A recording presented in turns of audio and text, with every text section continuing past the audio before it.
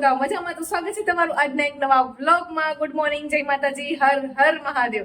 અને આ છે ને મેં કીધું નથી ને એના આઈ થિંક 15 થી 20 દિવસ ઉપર થઈ ગયા છે.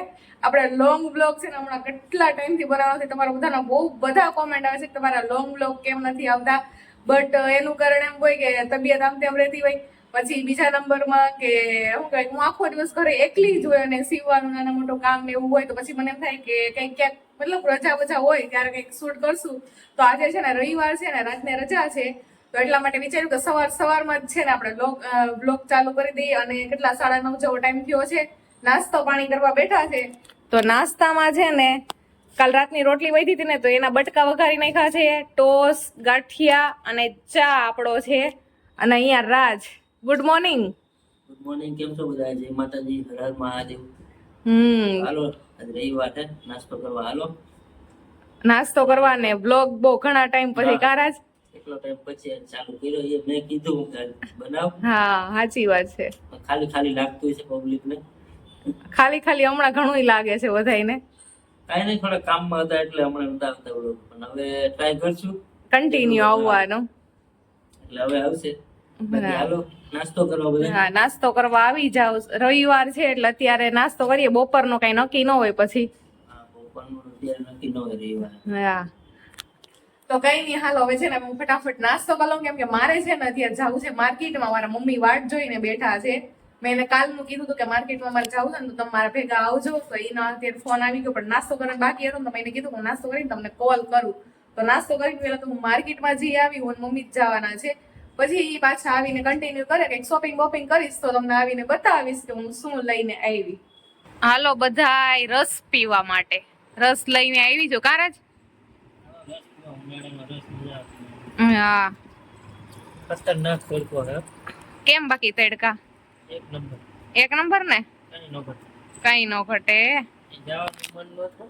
હો કે જવાનું મન નતું.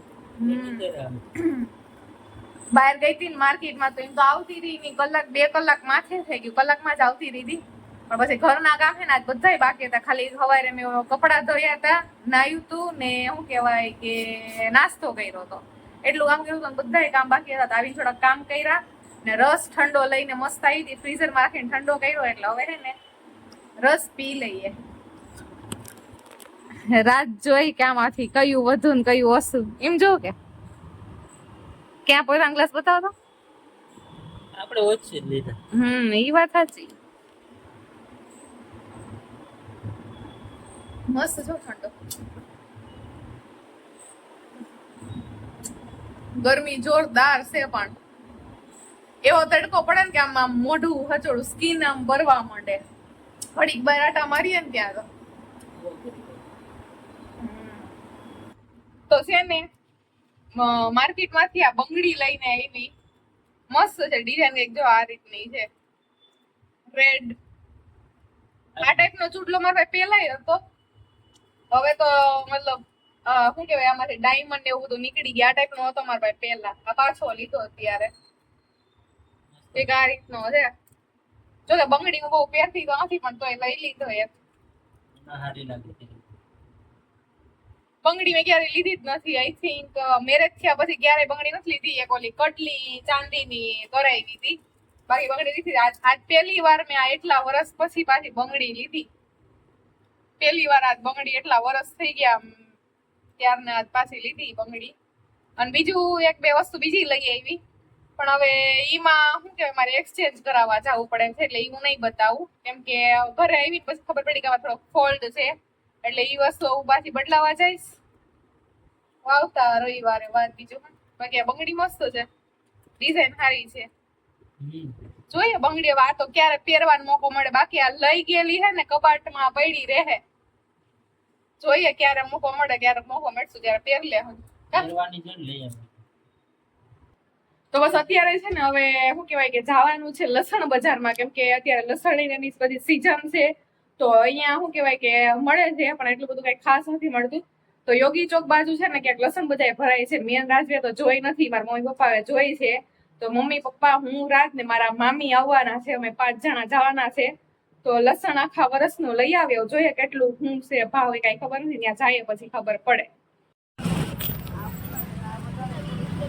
તો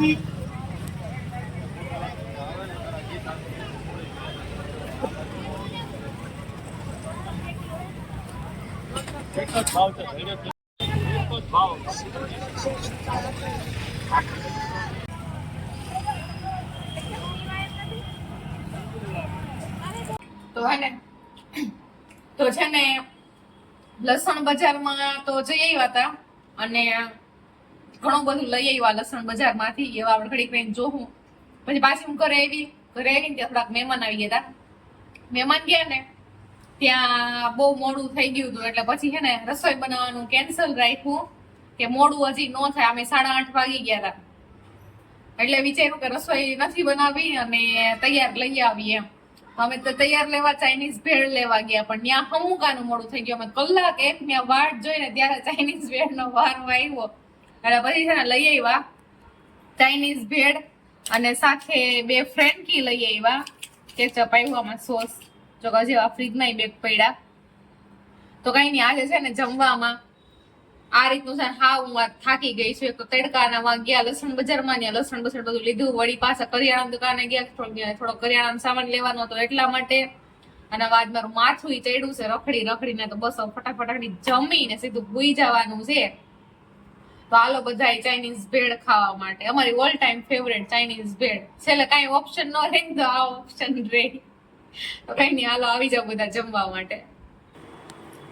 તો આપણે છે ને આખા વર્ષનું સરસ લસણ લઈ લીધું. લસણ હોત ને એકદમ સારું છે. મોટી કડી વાળું છે.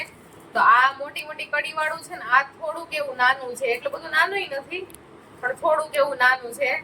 તો આ બે થઈને 5 કિલો લઈ લીધું. હવે શું છે કે અમે 2 જણા છે ખાવા વાળા એટલે વર્ષનું 5 કિલો અમારે બેને તો બહુ થઈ ગયું, ઇનફ થઈ ગયું. એટલે 5 કિલો આપડા વર્ષનું લસણ લઈ લીધું. અને અત્યારે તો છે ને કેટલા 10:30 વાગી ગયા પણ 11 થવા આવ્યા. તો અત્યારે તો આને સરખું કરવાનું છે ને અને ડાલીમાં રાખીને મૂકી દો એટલે હવા મેળા રાખે ને બગડે નહીં. હવે આને શું કહેવાય કે પછી ખાસી લઈને હજી ડુંગળી લેવાની બાકી છે. આખા વર્ષના મસાલા કરી લીધા, લસણ લઈ લીધું આખા વર્ષનું. હવે ડુંગળી બાકી છે તો બસ ઈ કરવાનું છે. અને હવે આપણે છે ને આ બ્લોગને અહીંયા જ પૂરો કરી નાખીએ કેમ કે હવે હું ખાઈ ગઈ અને હવે 11:15 વાગી ગયા. તો વાસણ ઉટકવાનું બાકી પડ્યા છે તો જઈશું અમે વાસણ બેગ પડાઈ કરી નાખીએ. તો કઈ નહીં ચાલો હવે તમને બધાને છે ને આ બ્લોગ પસંદ આવે તો લાઈક કરી દેજો અને તમે આ કોમેન્ટ કરજો કે તમે આખા વર્ષનું લસણ ને ડુંગળી ને આવું બધું લવ કે પછી આમ એમનામ લવ એમ. અમે તો જો કે દર વર્ષે છે ને આખા વર્ષનું બધું ભેગું કરી લઈએ એટલે પછી ઉપાધિ નહીં એમ. પછી એન્ડમાં ઘટ્યું હોય તો થોડું ઘણું લેવા થાય. તો કઈ નહીં ચાલો હવે છે ને આપણે આ બ્લોગને અહીંયા જ એન્ડ કરી નાખીએ. તમને બધાને બ્લોગ પસંદ આવે તો લાઈક કરી દેજો અને હા કન્ટિન્યુ ટ્રાય કરીશું બ્લોગ આપવાની. બાકી તો જોઈએ પછી લાઈક કરી દેજો, શેર કરી દેજો આ બ્લોગને તમારા ફ્રેન્ડ્સ એન્ડ ફેમિલી સાથે અને ચેનલને છે ને સબસ્ક્રાઇબ કરી દેજો આવા સારા વિડીયો જોવા માટે. તો કઈ નહીં ચાલો હવે આપણે મળશું નેક્સ્ટ બ્લોગમાં. ત્યાં સુધી બધાને જય માતાજી, હર હર મહાદેવ.